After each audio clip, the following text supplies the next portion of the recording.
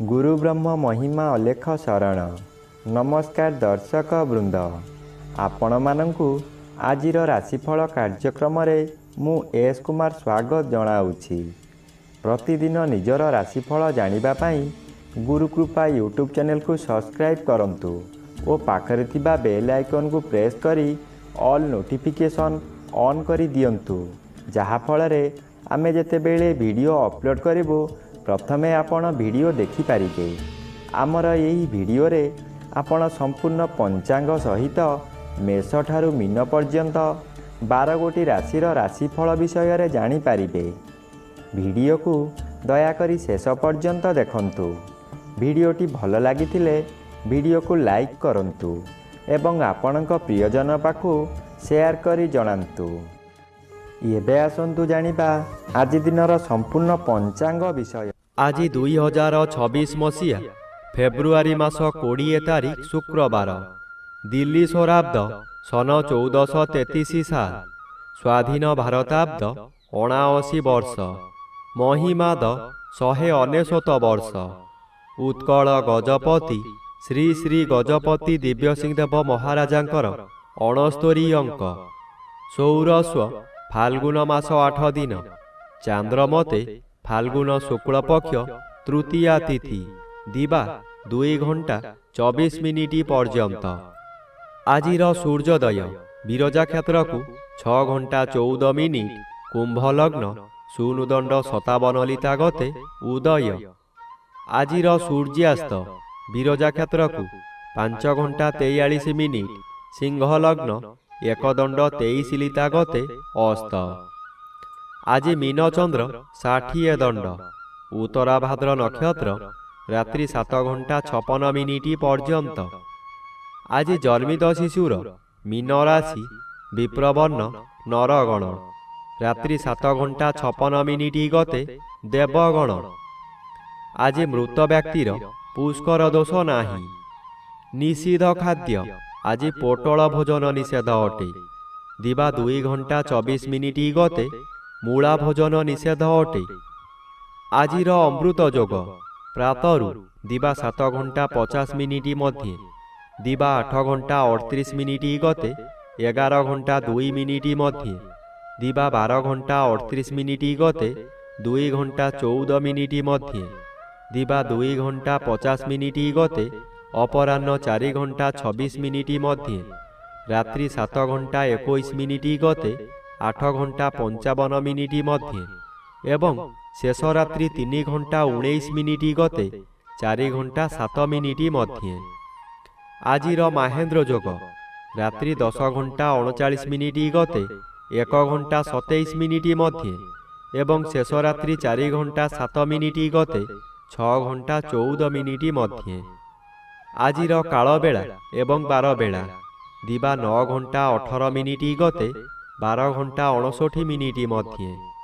आजिर काल रात्रि रात्रि 8 घंटा 34 मिनिट गते 10 घंटा 1 मिनिट मध्य। आजिर राहु काल पूर्वाह्न 10 घंटा 30 मिनिट ठारू मध्याह्न 12 घंटा मध्य। आज धनु राशिर घात चंद्र रात्रि 7 घंटा 56 मिनिट गते बिछा राशिर घात नक्षत्र, दिवा 2 घंटा 24 मिनिट गते वृष राशि और कुंभ राशिर घात तिथि, बिछा राशि धनु राशि और मीन राशिर घात 12। प्रिय बंधुगण, एबे आसंतु जानिबा मेष ठारू मीन पर्यंत 12 गोटी राशिर राशिफल विषय रे। राशिचक्र प्रथम राशि मेष राशि। आज मेष राशि जन्मित व्यक्ति मानक सकाशे द्वादश स्थान रे चंद्र गोचर करुछंती अशुभ फल प्रदान करिवे। आज मन मध्य दुश्चिंता बढ़ी जीव। आपण जहाँ भी करंतु तहिरे खर्च व्यतीत लाभर प्रश्न उठू नाही। यही द्वादश चंद्र रे अतिरिक्त व्यवहार बढ़ी जीव। आपण हताश होई जिवे। सुख संधान रे विभिन्न स्थान को यात्रा करिवे। शरीर असुस्थ हेब, बंधु बांधव अशांति हेबे। आज आपण निज इच्छारे कार्य करी विपदरे पड़िबे। एबे आसंतु जानिबा राशिचक्र द्वितीय राशि ବୃଷ ରାଶି ବିଷୟରେ। ଆଜି ବୃଷ ରାଶି ଜନ୍ମିତ ବ୍ୟକ୍ତିମାନଙ୍କ ସକାଶେ ଦଶମ ସ୍ଥାନରେ ରବି ଓ ଏକାଦଶ ସ୍ଥାନରେ ଚନ୍ଦ୍ର ଗୋଚର କରୁଥିବାରୁ ଆପଣଙ୍କୁ ରାଜଯୋଗ ଫଳ ମିଳିବ। ଆପଣ ବହୁଦିନରୁ ଯେଉଁ କାର୍ଯ୍ୟ ସକାଶେ ଅପେକ୍ଷା କରି ହତାଶ ହୋଇଥିଲେ ସେ କାର୍ଯ୍ୟ ଆଜି ନିଶ୍ଚୟ ପୂରଣ ହେବ। କୌଣସି ଅଫିସରଙ୍କ ସାକ୍ଷାତ ପାଉନଥିଲେ, ଏବେ ତାଙ୍କ ସହିତ ସାକ୍ଷାତ ହେବ। ତାଙ୍କ ସହଯୋଗରେ ଆପଣ ବହୁ ନୂତନ କାମ ପାଇ ଉପକୃତ ହେବେ। ଆଜି ପରିବାର ଆପଣଙ୍କୁ ସପୋର୍ଟ କରିବ। ଏବେ ଆସନ୍ତୁ ଜାଣିବା ରାଶିଚକ୍ରର ତୃତୀୟ ରାଶି ମିଥୁନ ରାଶି ବିଷୟରେ। ଆଜି ମିଥୁନ ରାଶି ଜନ୍ମିତ ବ୍ୟକ୍ତିମାନଙ୍କ ସକାଶେ ଦଶମ ସ୍ଥାନରେ ଚନ୍ଦ୍ରଗୋଚର କରୁଛନ୍ତି ଶୁଭ ଫଳ ପ୍ରଦାନ କରିବେ। ଆପଣଙ୍କ କର୍ମକ୍ଷେତ୍ରରେ ଉଚ୍ଚତର ପାହ୍ୟାକୁ ଉନ୍ନୀତ ହେବେ। ଏହି ସମୟରେ ନୂତନ କର୍ମ ମଧ୍ୟ ମିଳିବ। ଯେକୌଣସି କାମ କରନ୍ତୁ ତହିଁରେ ସଫଳତା ମିଳିବ। ଉପରିସ୍ଥ ଅଫିସରଙ୍କଠାରୁ ପ୍ରଶଂସାମାନ ମିଳିବ। ପ୍ରତିଷ୍ଠା ଲାଭ କରିବେ। ଆଜି ଆପଣଙ୍କ କାର୍ଯ୍ୟ ଦେଖି ସାଥୀ କର୍ମଚାରୀମାନେ ଆପଣଙ୍କୁ ଅନୁକରଣ କରିବେ ଓ ସଫଳତାର ସୂତ୍ର ଶିକ୍ଷା କରିବେ। ଏବେ ଆସନ୍ତୁ ଜାଣିବା ରାଶିଚକ୍ରର ଚତୁର୍ଥ ରାଶି କର୍କଟ ରାଶି ବିଷୟରେ। ଆଜି କର୍କଟ ରାଶି ଜନ୍ମିତ ବ୍ୟକ୍ତିମାନଙ୍କ ସକାଶେ ନବମ ସ୍ଥାନରେ ଚନ୍ଦ୍ରଗୋଚର କରୁଛନ୍ତି ଶୁକ୍ଳପକ୍ଷ ହେତୁ ଶୁଭ ଫଳ ପ୍ରଦାନ କରିବେ। ଆଜି ଆପଣ ଯେଉଁ କାର୍ଯ୍ୟ କରିବାକୁ ଚାହିଁବେ ତହିଁରେ ସଫଳତା ନିଶ୍ଚୟ ମିଳିବ। ବିଶେଷ କରି ଏହି ସମୟରେ ଜନମଙ୍ଗଳ କାର୍ଯ୍ୟକ୍ରମରେ ଯୋଗ ଦେଇପାରନ୍ତି। ଜନହିତକର କାର୍ଯ୍ୟ କରି ଉଚ୍ଚ ପ୍ରଶଂସା ପାଇବେ। ଚତୁର୍ଦିଗରୁ ସମ୍ମାନ ମିଳିବ। ଖୁସିରେ ଦିନ କାଟିବେ। ଏହି ସମୟରେ ଆପଣଙ୍କ ଭାଗ୍ୟରେ ପରିବର୍ତ୍ତନ ହୋଇଯିବ। ଏବେ ଆସନ୍ତୁ ଜାଣିବା ରାଶିଚକ୍ରର ପଞ୍ଚମ ରାଶି ସିଂହ ରାଶି ବିଷୟରେ। ଆଜି ସିଂହ ରାଶି ଜନ୍ମିତ ବ୍ୟକ୍ତିମାନଙ୍କ ସକାଶେ ଅଷ୍ଟମ ସ୍ଥାନରେ ଚନ୍ଦ୍ର ଓ ସପ୍ତମ ସ୍ଥାନରେ ରବି ଗୋଚର କରୁଥିବାରୁ ଅତି ଅଶୁଭ ଫଳ ମିଳିବ। ଏହି ସମୟରେ ଆପଣ ଯେଉଁ ସ୍ଥାନକୁ ଯିବେ ସେଠାରେ କଳହ ହେବ। ବିଭିନ୍ନ ପ୍ରକାର କ୍ଷତି ହୋଇ ଆପଣଙ୍କର ମଥା ବିଚଳିତ ହୋଇଯିବ। ରାସ୍ତାରେ ଯିବା ସମୟରେ ଆପଣ ଅନ୍ୟମନସ୍କ ହୋଇପାରନ୍ତି। ସାବଧାନ ନ ରହିଲେ ଯାନବାହନ ଦୁର୍ଘଟଣାକୁ ଏଡ଼ାଇ ଦେଇ ହେବ ନାହିଁ। ଏହି ସମୟରେ ଆପଣଙ୍କୁ ଗରମ ଜ୍ୱର ମଧ୍ୟ ହୋଇପାରେ। ଏବେ ଆସନ୍ତୁ ଜାଣିବା ରାଶିଚକ୍ରର ଷଷ୍ଠ ରାଶି କନ୍ୟା ରାଶି ବିଷୟରେ। ଆଜି କନ୍ୟା ରାଶି ଜନ୍ମିତ ବ୍ୟକ୍ତିମାନଙ୍କ ସକାଶେ ଷଷ୍ଠ ସ୍ଥାନରେ ରବି ଓ ସପ୍ତମ ସ୍ଥାନରେ ଚନ୍ଦ୍ରଗୋଚର କରୁଥିବାରୁ ଆପଣଙ୍କର ପ୍ରତ୍ୟେକ ଦିଗରୁ ଶୁଭ ଫଳ ମିଳିବ। ଏହି ସମୟରେ ଚାକିରି ନ ପାଉଥିବା ବ୍ୟକ୍ତି ଚାକିରି ପାଇପାରନ୍ତି।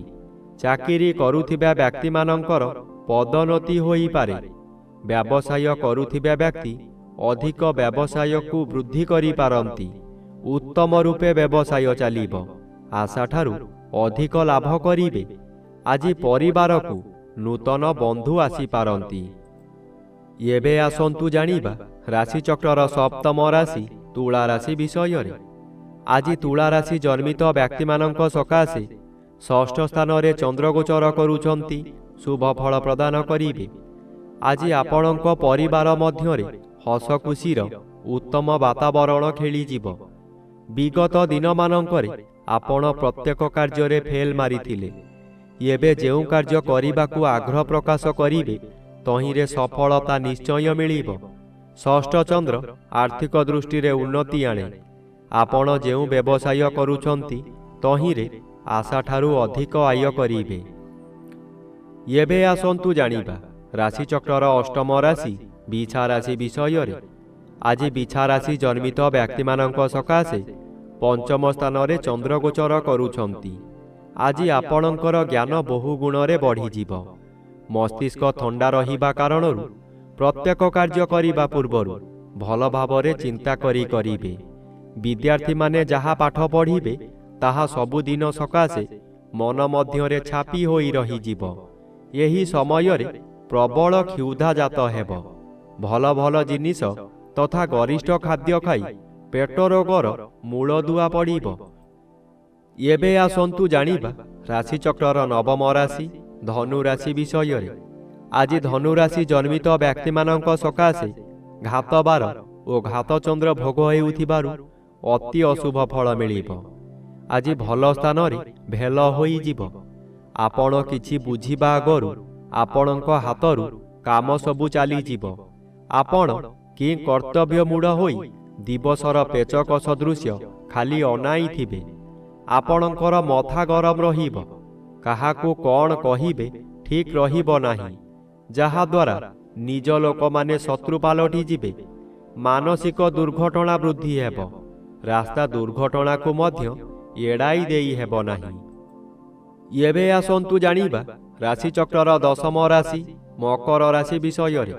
ଆଜି ମକର ରାଶି ଜନ୍ମିତ ବ୍ୟକ୍ତିମାନଙ୍କ ସକାଶେ ତୃତୀୟ ସ୍ଥାନରେ ଚନ୍ଦ୍ରଗୋଚର କରୁଛନ୍ତି ଅତି ଶୁଭ ଫଳ ପ୍ରଦାନ କରିବେ। ଆପଣଙ୍କର ଏହି ସମୟରେ ବହୁ ଚେଷ୍ଟା କରି ବାରମ୍ବାର ବିଫଳ ହେଉଥିବା କାର୍ଯ୍ୟ ହଠାତ୍ ଆପଣଙ୍କର ସପକ୍ଷରେ ଯିବ। ବହୁ ଅର୍ଥର ମାଲିକ ଆପଣ ହୋଇପାରନ୍ତି।